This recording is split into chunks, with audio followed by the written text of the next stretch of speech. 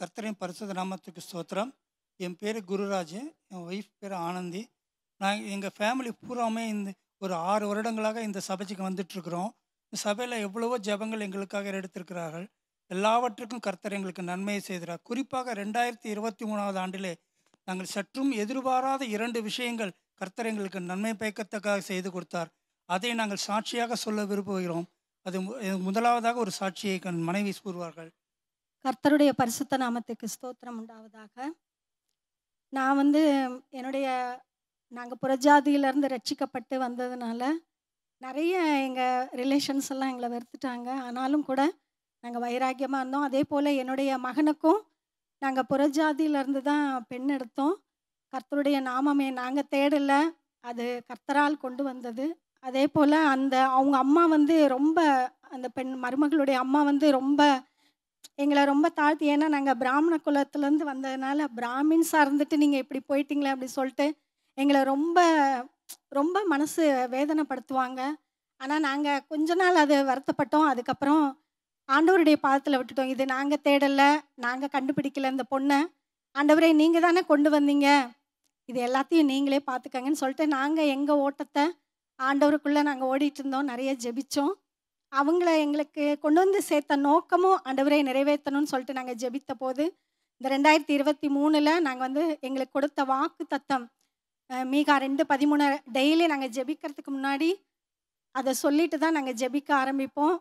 அப்படி நாங்கள் ஜெபிச்சுட்டு இருக்கும்போது அவங்க அம்மா ஒரு நாள் நாங்கள் அவங்க வீட்டுக்கு வரோம் அப்படின்னு சொல்லி தன்னுடைய 2வது மகளுடைய திருமண அழைப்புதலை எடுத்துகிட்டு எங்கள் வீட்டுக்கு வந்தாங்க. நான் அவங்க வரத்துக்கு முன்னாடி ஜெபம் பண்ணேன். ஆண்டவரே, நான் அவங்களுக்கு என்ன சொல்லணும், நான் எப்படி நடந்துக்கணும், ஆவியானவரே எனக்கு கற்றுக் கொடுங்க அப்படின்னு நான் சொல்லும்போது எல்லாம். ஆனாலும் நான் ஜெபம் பண்ணிட்டு இருந்தேன், ஆண்டவரே உம்முடைய அன்பை, என்னுடைய அன்பல்ல, நான் உங்கள் அன்பை சொல்லணும். ஏன்னா நாங்கள் கிறிஸ்தவங்களாக ஆனதுனால தான் அவங்க எங்களை இழிவாக நினச்சாங்க.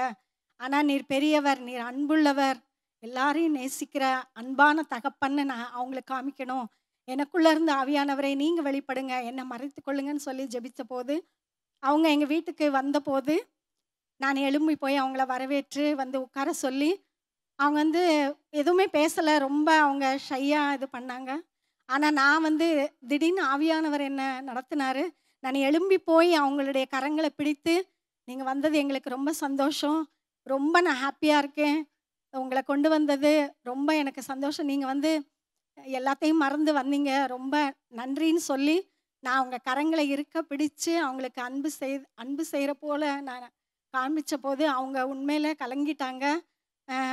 நல்லா பேசுனாங்க, நல்லா எங்களுக்கு ரெஸ்பெக்ட் கொடுத்தாங்க. அதே போல் அவங்க வீட்டுக்கு போய் சொன்னாங்களாம் பொண்ணுக்கிட்ட, எங்ககிட்ட சொல்லலை, இவ்வளோ நாள் இப்படிப்பட்ட ஒரு மனுஷங்களை நான் மிஸ் பண்ணிட்டேனே, நான் வராமல் இருந்துட்டேனேன்னு சொல்லி அவங்க வருத்தப்பட்டாங்கன்னு என் மருமக சொன்னேன்.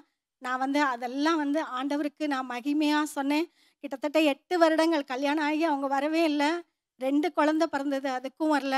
ஆனால் 8 வருடங்கள் கழித்து இந்த 2023 நான் அந்த வாக்குத்தத்தம் சொல்லி சொல்லி ஜெபித்த போது கர்த்தர் அந்த வழிகளை எல்லாம் கர்த்தர் நேராக்கி அவரே முன்னின்று இதெல்லாம் நடத்தினாருன்னு நான் ஆண்டவரை மகிமைப்படுத்துகிறேன். கர்த்தருக்கே மகிமை உண்டாவதாக. 2023 2வது விஷயமா ஒன்று சொல்ல விரும்புகிறேன். 1988 நான் ஒரு லேண்டு வாங்கினேன் திருச்சியில், மேக்குடிங்கிற இடத்துல. ஆனால் அந்த பத்திரம் எங்கிட்ட இல்லை, ஒரிஜினல் பத்திரமே எங்கிட்ட இல்லை, எங்கேயுமே கிடைக்கல. என்னென்னு தான் அதை பற்றி சிந்தனையே இல்லாமல் போயிடுச்சு. ரொம்ப வருஷம், கிட்டத்தட்ட 34 நேரம் ஆயிடுச்சு, இந்த பத்திரமே காணாமல் போயிடுச்சு. என்ன செய்வதுன்னு ஒரு நாள் நாங்கள் பேசிகிட்டு இருக்கிறப்ப இந்த விஷயமா நாங்கள் பேசினோம். பேசுகிறப்ப அது எங்கே இருக்குன்னு தெரியல, ஒரு நாள் கண்டுபிடிக்கணும் அப்படின்னு சொன்னாங்க எங்கள் அண்ணன் வீட்டில். அதே மாதிரி ஒரு நாள் அவங்க ஏதோ ஒரு நிமித்தமாக அந்த பரண் மேலே ஏறி ஏதோ ஒரு புஸ்தகத்தை எடுக்க போகிறப்போ ஆண்டவர் அந்த ஒரிஜினல் பத்திரத்தை அவங்க கண்ணு முன்னாடி காமிச்சார். அது உடனே இறங்கி எங்கள் அண்ணன் பையன் சொன்னான், ஃபோன் பண்ணி, சித்தப்பா நீங்கள் ஜெபிச்சதுபடி அது கிடச்சிருச்சுன்னா. எங்களுக்கு ஒன்றுமே புரியல, என்னடா கிடச்சிருச்சுன்னு, அதில் லேண்டு பத்திரம் கிடச்சிருச்சுன்னா. ஆனாலும் அந்த லேண்டு எங்கள் பேரில் தான் இருக்கா இல்லையா ஒன்றுமே புரியல.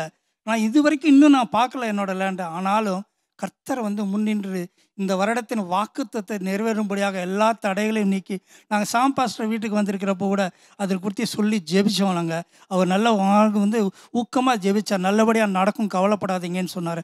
அதே மாதிரி பாஸ்டர் அம்மா ஒரு நாள் இதே ஃபாஸ்டிங் ப்ரேயரில் வரப்பையும் இதனை பற்றி நீங்கள் சீக்கிரமாகவே உங்களுக்கு ஒரு நல்ல செய்தி வரும் அப்படின்னு சொன்னாங்க.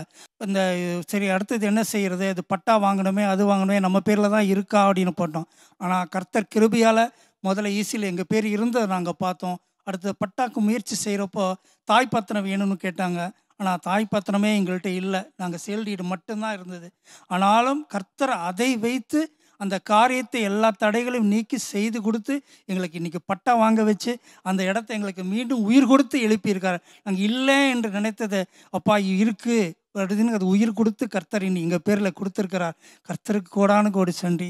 இது போலவே 2014ஆம் ஆண்டிலும் 2015ஆம் ஆண்டிலும் கர்த்தர் என்னோடு இருந்து எனக்கு உயிர் பேச்சு அளித்தும் திக்கற்ற நிலையில் இருந்த பொழுது கர்த்தர் கரம் பிடித்து எங்கள் குடும்பத்தை எப்படி உயர்த்தினார்.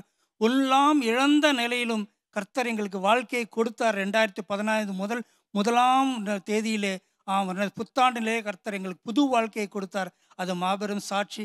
2வது சாட்சி வந்து நான் ஒரு இடத்துல விழுந்து ஆக்சிடெண்ட்டில் இழுந்து மரணம் என்னை நெருங்கி வந்து வரப்போகிறது அறிந்தும் கர்த்தர் அந்த இடத்துல எப்படி காப்பாற்றினார், கர்த்தரின் கரம் எப்படி என்னை தூக்கியது என்பதை நான் விவரமாக இன்னும் பின்வரும் சாட்சிகளிலே கூறுகிறேன். கர்த்தரின் நாமம் என்றும் மகிமைப்படுவதாக.